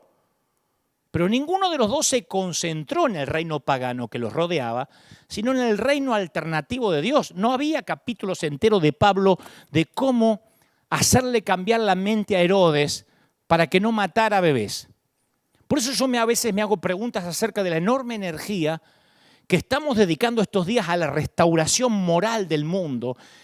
¿no estaremos concentrados más en el reino de este mundo que en el reino que no es de este mundo? Porque la imagen pública de la iglesia evangélica de hoy está prácticamente definida por dos cuestiones que Jesús ni siquiera mencionó. Entonces, ¿cómo podemos dispensar gracia a los cristianos en una sociedad que cada día se aleja más de Dios? Yo voy a la Biblia y hay un montón de modelos de respuesta. Elías se escondió en cuevas y hacía incursiones sorpresivas contra el régimen pagano de Acab. Su contemporáneo Abdías trabajó dentro del sistema, regenteando el palacio de Acab y escondiendo, como te dije hoy, los verdaderos profetas de Dios. Esther, Daniel, ocuparon cargos en imperios paganos. Jesús se sometió al juicio de un gobernador romano. Pablo apeló al César en su causa. O sea, fuera o dentro del gobierno, que este no es el punto, porque uno está diciendo, entonces no hay que meterse, no. Fuera o dentro, para ellos, el reino no era aquí. Encima, para complicar las cosas, la Biblia no da un consejo directo a los que somos ciudadanos de una democracia, porque cuando Pablo y Pedro exhortan a que se sometieran a las autoridades y honraran al rey, era porque había una monarquía. En una democracia los ciudadanos somos el rey. Votamos. Entonces es muy difícil ignorar al gobierno cuando por derecho constitucional nosotros formamos ese gobierno. Porque todos los que votamos y pagamos impuestos, en algún modo hacemos política. El problema es cuando pensamos, ¿y si un día los cristianos somos mayoría? ¿Amén? ¿Por qué no proclamamos una mayoría moral y moldeamos la cultura a semejanza nuestra? ¿Amén? No va a pasar. Porque en primer lugar nuestra principal contribución consiste en dispensar la gracia de Dios. Jesús nunca permitió que ninguna institución interfiriera con su amor por las personas. Para Jesús era más importante que cualquier clasificación la persona. La persona era más importante que cualquier afiliación política, que cualquier etiqueta. Yo sé lo fácil que es dejarse arrastrar por la grieta de la polarización, gritarle a través de las líneas a los manifestantes, al enemigo que está del otro lado. Pero Jesús ordenó amar a nuestros enemigos. Entonces tenemos que definir, vuelvo a preguntar. Yo me lo pregunté ya hace varios meses, casi cuando empezaba la pandemia. ¿Quién es mi enemigo? ¿Quiénes son los enemigos del evangélico, del creyente? ¿Qué te viene a la mente? Si pensás un poco, sí, Satanás, sí, pero después, además de eso, ¿quiénes son los enemigos? ¿Los partidarios del aborto? Trump, Biden, Maduro, Obrador, Fernández, los productores de Netflix que contaminan la cultura. ¿Quiénes son nuestros enemigos? El presidente que impulsa la ley de aborto cuando en realidad está haciendo nada más y nada menos que lo que prometió durante la campaña. ¿De verdad quienes votan a alguien se sienten defraudados cuando hace lo que dijo que iba a hacer durante la campaña? Es lo único que está cumpliendo lo que dijo. Viste que ahora los políticos no se molestan en ocultar sus intenciones, lo expresan durante la campaña. Voy a promover el aborto. Y ahí en las urnas, está bien que elijamos nuestra preferencia por el candidato que nos parece que más se alinea con lo que pensamos, pero no soñemos con una reforma moral en el país, porque en primera instancia va contra las Escrituras. ¿Qué pretendemos? ¿Pensamos que porque un presidente recibe a un grupo de pastores en la casa de gobierno y se deja orar por ello va a hacer que se santifique la nación? O que ahora sí, fue tocado por Dios. Yo en un momento vi que tembló, va a impulsar leyes más justas. ¿De verdad? En Argentina tuvimos hasta presidentes que metían versículos bíblicos en los discursos de campaña. Levántate y anda. ¿Se acuerdan? Lucas 21-28 dice, cuando estas cosas empiecen a suceder, erguíos y levantad la cabeza porque se acerca vuestra redención. Si mi activismo, por muy bien intencionado que sea, deja fuera el amor, yo no entendí el Evangelio de Jesús. Estoy atascado en la ley y no en el Evangelio de la gracia. Jesús dijo que tendríamos una señal distintiva, no la corrección política, no la superioridad moral, el amor.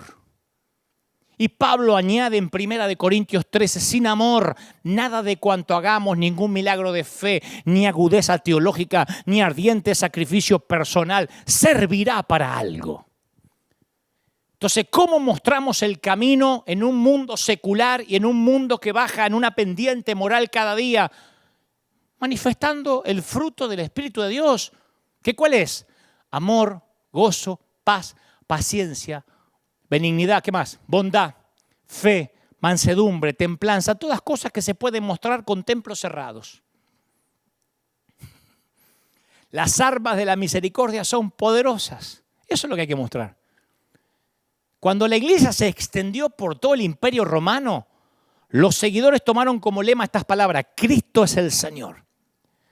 Que era una afrenta directa para las autoridades romanas, que les exigían a los ciudadanos que pronunciaran el juramento: César, el Estado es el Señor. Entonces los primeros cristianos se forjaron ciertas reglas para cumplir, para no dejar de cumplir con el Estado y cumplir con Dios. Prohibían ciertas profesiones. El actor que tenía que representar el papel de dioses paganos se negaba. El maestro obligado a enseñar mitología pagana en las escuelas públicas renunciaba. Si eras cristiano, no podías ser un gladiador que tomabas la vida de otro ser humano por deporte. Entonces Justino, quien moriría mártir, delineó los límites de la obediencia a Roma. Dijo algo así como: solo a Dios le rendimos adoración. En los demás le servimos gustoso, le habló a Roma. Los reconocemos como gobernantes de los hombres, pero oramos para que se os halle también en posesión de un prudente juicio. O sea, que tengan juicio cabal en las decisiones. Y a medida que pasaban los siglos, algunos gobernantes tenían prudente juicio y otros no tenían nada de juicio. Y cuando surgía el conflicto, los cristianos valientes permanecían firmes contra el Estado, apelando a una autoridad más alta. Los misioneros que llevaron el evangelio a otras culturas tuvieron que enfrentarse con ciertas prácticas que los puso en conflicto directo con el Estado. En la India, por ejemplo, nos contaban que fueron en contra del matrimonio de niños, la quema de esposas. Alguien está diciendo aleluya, ¿por qué sacan eso? Chiste. La inmolación de viudas, no dije suegra, de viudas. Tuvieron que oponerse a eso. En América del Sur prohibieron los sacrificios humanos. Estoy hablando de hace años. En África los misioneros se opusieron a la poligamia, a la esclavitud. Entonces los cristianos comprendieron que la fe no era simplemente privada, que tenía consecuencias para la sociedad. Entonces, ¿qué tenemos para decir del momento actual? Bueno, hay que tener sabiduría para escoger las batallas. Yo estoy consciente que es obvio que en temas como el aborto, los temas sexuales, cuando se meten con nuestros hijos, son cuestiones que merecen nuestra atención y debemos levantar la voz. Por eso estamos en democracia. Y hacernos valer al momento de las urnas. Pero eso no significa que creamos que vamos a instaurar un reino aquí. Porque ahí es cuando nos ponemos necios y nos volvemos sabios como paloma. Viste que la paloma tiene un cerebro chiquitito, sabio como paloma y mansos como serpientes. Exactamente lo opuesto a lo que ordenó Jesús. Ahí es cuando nos volvemos a atacar a todo el mundo con un cerebro así. Recordá que el gobierno puede cerrar casinos. Yo voy a orar para que el gobierno, para que mi intendente cierre los casinos y cierren los teatros los domingos. Sí, pero no puede obligar a la gente a adorar a Dios. El gobierno puede arrestar y castigar a los racistas, pero no puede curar su odio. El gobierno no puede enseñarles a amar. El Estado puede establecer leyes que hagan más difícil el divorcio, pero no puede obligar a los cónyuges a amarse. El Estado puede otorgar subsidios a los pobres, pero no puede obligarle a los ricos a mostrar compasión y generosidad. El Estado puede prohibir el adulterio, pero no la lujuria. Puede prohibir el robo, pero no la codicia. Puede condenar la estafa, pero no el orgullo. Puede favorecer la moral, pero no la santidad. Por eso tenemos que estar menos preocupados acerca de lo que sucede dentro de las gruesas paredes del Senado o de la Corte Suprema y más preocupados acerca de lo que sucede dentro de las delgadas paredes de nuestras iglesias. Porque la renovación de la espiritualidad en nuestros países no va a descender desde los gobiernos. ¿Cómo le vamos a pedir a Maduro, a Fernández, a AMLO o a quien sea que desde el poder ocurra un avivamiento? Si va a ocurrir un avivamiento, va a llegar de la gente llana, va a crecer de abajo para arriba. Insisto, en Argentina, voy a hablar de mi país, pretender que Fernández, Macri que se fue, o Cristina, llenen el poder legislativo de moral y santidad, es un sueño, no va a pasar. Lo mismo acá, si pensamos que en la Casa Blanca va a definir el futuro de la iglesia. No, es que se va fulano, que tiene que venir mengano. O sea, no estoy desconociendo el voto, lo que estoy diciendo es, las iglesias son las ovejas entre lobos, un tesoro escondido en el campo, la semilla más pequeña de la huerta, el trigo que crece entre la cizaña, una pizca de levadura metida en la masa del pan, unos gramos de sal en la carne. Todas esas cosas me hacen pensar en un movimiento que obra dentro de la sociedad, cambiándola de dentro para afuera. No hace falta un camión de sal para conservar una tajada de jamón. Con un poquito de sal basta. Por eso Jesús no dejó una hueste organizada de soldados seguidores, porque sabía que un puñadito de sal se iba a abrir paso a paso, poco a poco, a través del imperio más poderoso del mundo. Y te digo una cosa, contra toda posibilidad, las grandes instituciones de Roma, el código legal, las grandes bibliotecas, el Senado, las legiones romanas, las vías, los acueductos, los caminos, los monumentos públicos se fueron desmoronando. Pero el pequeño grupo de Jesús prevaleció hasta hoy. A mí me parece que por años la iglesia sostuvimos un espejo para reflejar la sociedad, denunciándonos y quejándonos de lo que nos pasa alrededor, en lugar de presentar una ventana que revele un camino diferente. Somos conocidos por todo a lo que nos oponemos y poco por el reino que proponemos. Yo te digo una cosa, si el mundo desprecia a un pecador notorio, la iglesia lo tiene que amar. Pecador notorio, Pero viste que nos dicen, ¿cómo te juntás con ese pecador? Me defraudaste, Dante, te sacaste una foto con Scioli, me defraudaste. ¿Y quién lo va a amar? Si el mundo no sabe amar, si el reino de acá no sabe amar, si el mundo le quita ayuda a los pobres, a los que sufren, la iglesia debe ofrecer alimentos y curación. Y me escriben, sí, pero esa gente que le das alimentos, ¿se arrepienten? Dijo el Señor, por cuanto lo hiciste por uno de mis pequeñitos, pero primero lo hiciste arrepentir y bautizarse, lo hiciste por mí. Si el mundo oprime, la iglesia debe levantar a los oprimidos. Si el mundo avergüenza a un paria, la iglesia debe proclamar el amor reconciliador de Dios, Pero ¿cómo van a aceptar un gay?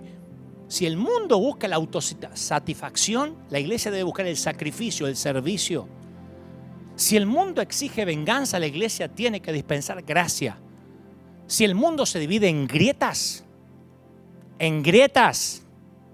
me escribían cuando puse el título, solo Roma, un montón de creyentes. Vamos a ver, Dante, ¿de qué lado estás? A ver si yo me iba a hacer. ¿De qué lado pensás que voy a estar? Si vos estás en un lado o en el otro de los gobiernos de turno, entonces no estás de mi lado. Yo estoy del lado del reino invisible. La iglesia debe manifestar unidad. No estamos hartos de no tengo comunión con los que no tienen mi sana doctrina. De verdad. Si el mundo destruye a sus enemigos, la iglesia los debe amar. Esa es la visión del Nuevo Testamento. Una colonia del cielo en un mundo hostil. El gran predicador Moody solía decir, de cada 100 hombres, uno lee la Biblia. Los otros 99 leen al cristiano.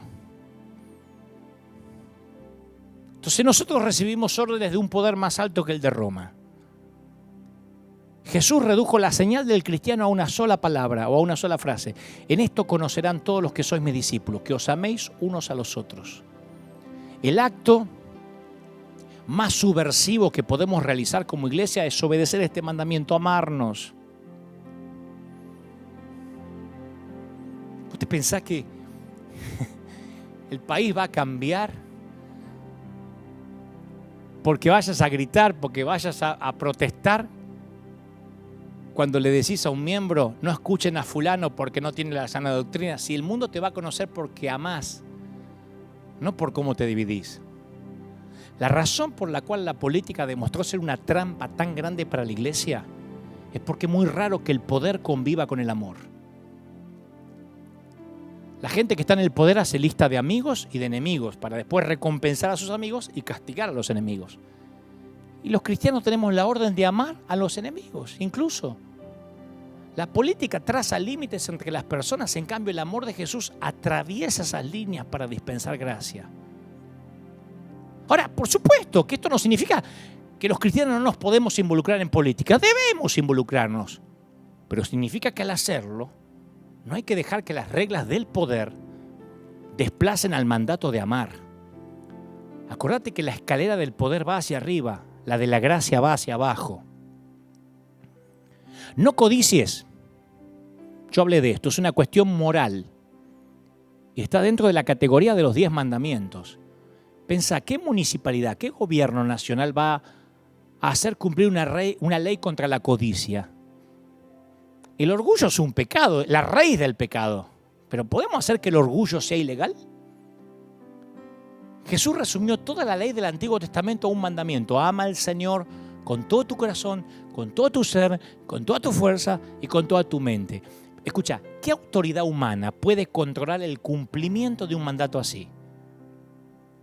Entonces, aunque los cristianos tenemos la obligación de obedecer los mandamientos, no podemos caer en el error de que tenemos que convertir esos mandamientos en leyes, ir a pelear para que sean leyes. 2 de los 10 en todo el mundo, no mates y no robes, fueron llevados al sistema legal. Pero después no hay sociedad pluralista alguna que pueda codificar dentro de su sistema de leyes a los otros 8 mandamientos a pesar de lo importante que son para nosotros. Imagínate que meten preso a un hijo porque no honra al padre. La iglesia funciona mejor cuando es una fuerza separada, una conciencia para la sociedad que mantiene su distancia del Estado. Cuando hablo de distancia no significa que no puede entrar. Samuel estaba al lado de Saúl, pero Samuel nunca se le ocurrió postularse para ser el rey. Mientras más se acerca al Estado, menos eficaz va a ser la iglesia para desafiar a la cultura que la rodea. Y más peligro tenemos de perder la esencia del mensaje. Entonces Jesús nos dejó a sus seguidores el mandato de hacer discípulos a todas las naciones. Nunca nos encomendó que cristianizáramos a ninguna nación, lo cual sería una meta imposible.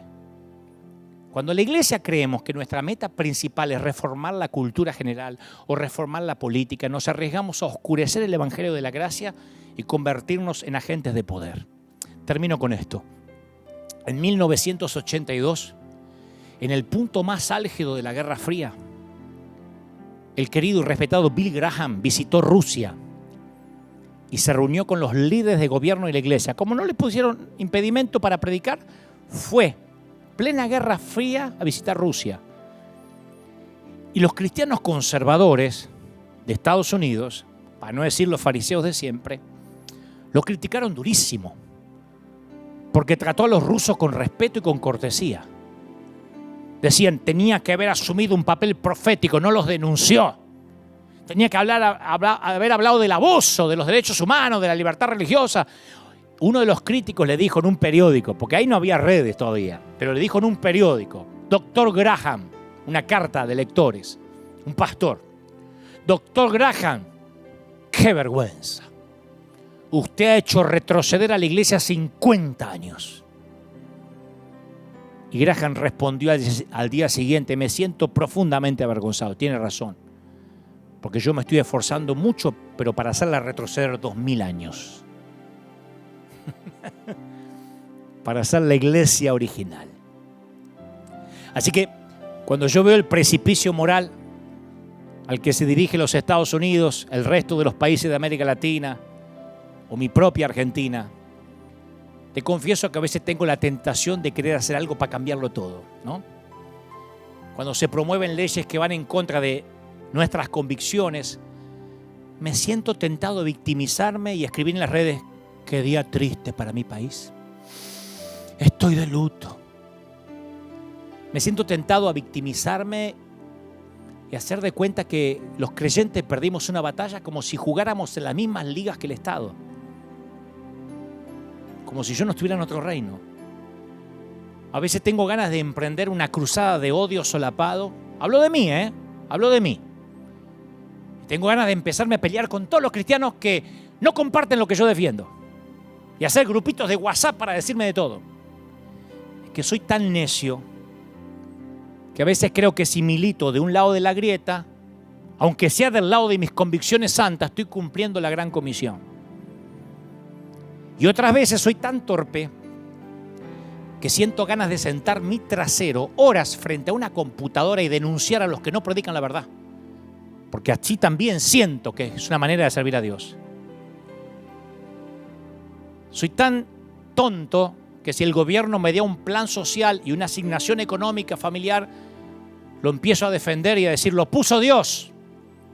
Y si se meten con mi candidato, ese que aumentó la ayuda social, soy capaz de irme de la iglesia si hablan mal de él. Pero si me empieza a aumentar los impuestos y me quedo sin trabajo, empiezo a insultar al gobierno y decir que lo puso el diablo. Así de tonto soy. Yo no hablo de vos ni de ti, yo hablo de mí. Así de ignorante a veces soy. Soy tan necio que en lugar de alegrarme por los dolores de parto y mirar hacia el cielo, a veces me dan ganas de salir a protestar a la plaza de Roma. Y Dios me dice, Dante, solo Roma. Y me repite una y otra vez, mi reino no es de este mundo. Razoná, Pilato. Si mi reino fuera de este mundo, mis servidores pelearían para que yo no fuera entregado. Pero mi reino no es de aquí. Y como todavía no lo entiendo, me repite, el reino de Dios no vendrá con advertencia. Ni dirán, helo aquí o helo allá. Cuando el gobierno cambie, cuando hagan estas leyes, el reino ya está entre vosotros.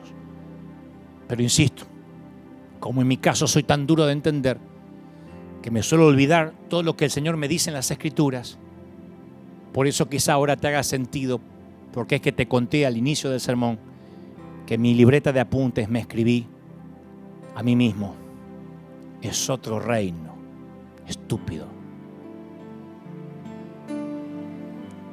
Voy a orar, claro que hablo de mí, voy a orar por los que están del otro lado. Voy a orar para que Dios haga lo que yo no puedo hacer, porque yo he hablado a tu corazón, a tu intelecto, pero solo Él puede llegar a tu alma. Y yo sé que hay mucha gente del otro lado pensando, ¿qué nos pasa? ¿Qué está pasando con el mundo? ¿A dónde vamos a ir a parar? Vamos a hacer sal, vamos a hacer luz, pero tranquilo, que todo estaba escrito, tiene que pasar. Van a haber guerras y rumores de guerra, pestilencias y hambruna. Pero tranquilos, el fin todavía no llega. Todavía la venida del Señor no ha llegado, no lo hemos visto. Mientras tanto, seamos sal, seamos esa fuerza, seamos la semilla de mostaza que crece cuando nadie la ve y se hace fuerte. Oro por todos los que están del otro lado diciendo, Señor, yo necesito una convicción nueva en mi vida. Por los que dicen, Señor, yo necesito recuperar mi llama, mi llamado. ¿Cómo te ama el Señor? Me dice el Señor que te diga, yo te he puesto para que seas un agente de cambio, que muestres el fruto del Espíritu. Te muestro para que la gente sepa que hay otro reino, que hay otra alternativa, que eres una ventana. Vas a tener que amar a los que piensan distinto. Alguno va a tener que cruzar la valla y darse un abrazo enorme con aquella que luce un pañuelo de otro color. Y que le diga, aunque estemos en las antípodas, aunque estemos en una dicotomía de pensamiento, ¿cómo te ama el Señor? ¿Cómo te ama el Señor? ¿Cómo no te va a amar si le dio una oportunidad a una adúltera y a un ladrón en la cruz y a un leproso y a un cobrador de impuestos? Ese es mi Dios. Yo oro para que este 2021 entendamos más que nunca que todo lo que va a ocurrir y todo lo que está ocurriendo solo es Roma. No te asustes por las noticias. No te asustes por las noticias de la semana que viene, de esta semana que empieza. No te preocupes, no te inquietes. No te estoy diciendo que te alegres. porque la desgracia, el dolor ajeno nos tienen que causar consternación en el corazón. Pero no te inquietes, no os turbéis, dice el Señor. Tranquilos, yo estoy contigo. Mi reino, tu reino no es de este mundo, es más allá del sol. Y para ahí vamos. Vamos a predicar, vamos a llevar este evangelio a los rincones de la tierra. Hay un reino diferente. No importa lo que en la Corte Suprema puedan decir, no importa lo que en la Cámara de Diputados, que en la Cámara de Senadores digan, dice el Señor, y aquí hay un reino que es sobre todo reino. Hay cosas que no le competen al César, hay cosas que no le competen al faraón. Yo soy tu Dios y yo estoy al control. No se ha movido, escuchá, no se movió el Señor de su trono, ¿me oíste? El Señor sigue sentado en su trono. Yo oro y bendigo a los que están recibiendo al Señor ahora. Si eres católico, ateo, judío, lo que sea, di, Señor Jesús, entra en mi vida, cambia, transforma mi vida. Haz de mí una nueva criatura. Hazme entender de que somos sal, de que somos luz. ¿Cómo te ama el Señor? Te trae paz, te trae tranquilidad a tu corazón. Todo va a estar bien. Oíme, todo va a estar bien. Te bendice el Señor. Gracias por estar ahí. Gracias por estar de ese lado. Gracias por haber aguantado el mensaje hasta esta hora. Hazlo viral y dile a muchos de que el reino ya está aquí, de que estamos aquí para hacer sal, para hacer luz. Y no se esconde la luz debajo del almud, sino que se muestra. Dios te bendiga. Gracias por todo escuadrón de búsqueda en combate contra las filas invasoras. Gracias por estar ahí. Nosotros nos vemos la semana que viene, Dios mediante. Te dejo con la placa final para que te quedes con nosotros un ratito más. Gracias. Dios te bendiga. Dios te guarde y haga resplandecer su rostro sobre ti. Que tengas un lindo domingo, un lindo inicio de semana y nos vemos aquí. Dios te bendiga, River. Gracias. Esto es iglesia. ¿Acaso hay alguna otra manera? Chao.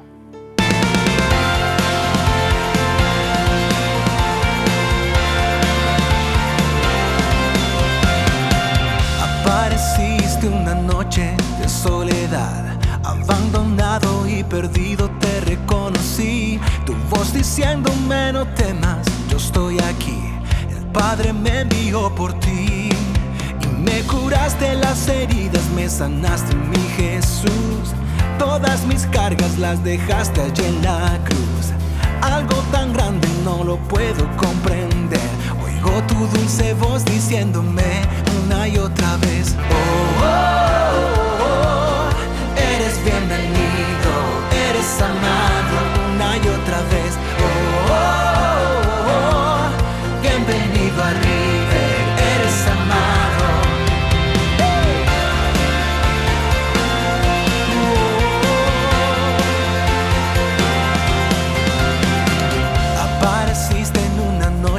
De soledad, abandonado y perdido te reconocí. Tu voz diciéndome no temas, yo estoy aquí.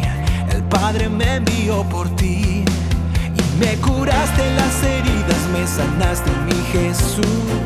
Todas mis cargas las dejaste allí en la cruz. Algo tan grande no lo puedo comprender. Oigo tu dulce voz diciéndome una y otra vez: bienvenido, eres amado una y otra vez. Bienvenido a mí, eres amado una y otra vez. Oh, eres bienvenido, eres amado una y otra vez. Oh, bienvenido a River, eres amado.